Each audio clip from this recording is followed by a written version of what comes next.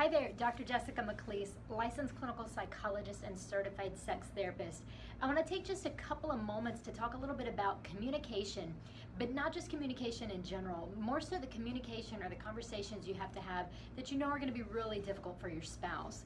And so these are kind of your big hot topic issues or the difficult places that you have to go sometimes so that you can keep your communication good and you can keep feeling bonded and close to one another. So I have my notes here with me. And the first tip, I'm going to give you 5 altogether, but the first tip is location, location, location. So you've probably heard it said before for buying a home or maybe for opening a business that the location is incredibly important.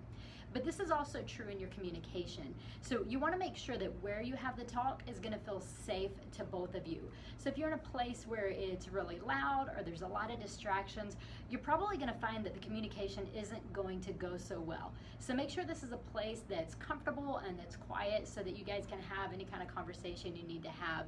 Basically, we're looking for distraction free and for electronics free. And I always recommend that couples get away from the bedroom to have these conversations, because if you're in bed, it actually can create really kind of a negative feel for any time you're in the bedroom together. So leave your bed for sex and for sleeping and not for really tough communication. All right, second tip is timing. Timing is incredibly important when you have to have a tough conversation or a difficult conversation with your spouse. So some ways that or some things that would be bad timing would be if you're on your way to church and you're in the parking lot and then you start this tough conversation. Or maybe it's date night and the waiter just brought the food and then you start this tough conversation.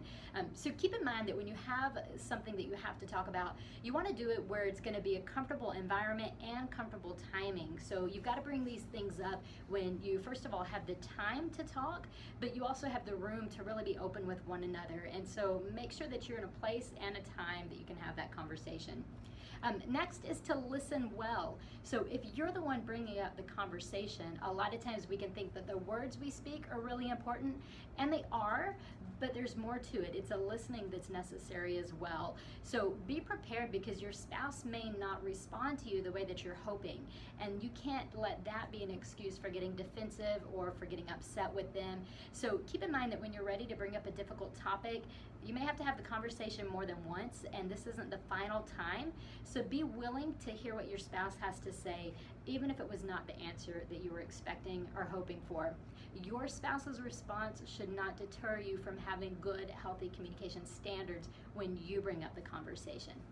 All right, tip number 4, stay away from words like always and never. Now, I'm sure you've heard that from many people before. So we don't say always, we don't say never, we say words like rarely. But what I'm going to tell you is actually to stay away from that altogether. So instead of pointing out the flaws or the issue that you might have with your spouse, think more about ways that you can connect and ways that you can ask for help or ways that you can get them interested in what you have to say.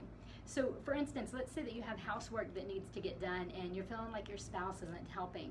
So instead of going to your spouse and say, hey, you never do the dishes anymore, or I can never count on you, or you're always so busy watching TV that you don't help, instead bring to them an actual issue or concern that you have and elicit their help. So instead, you never help with the dishes.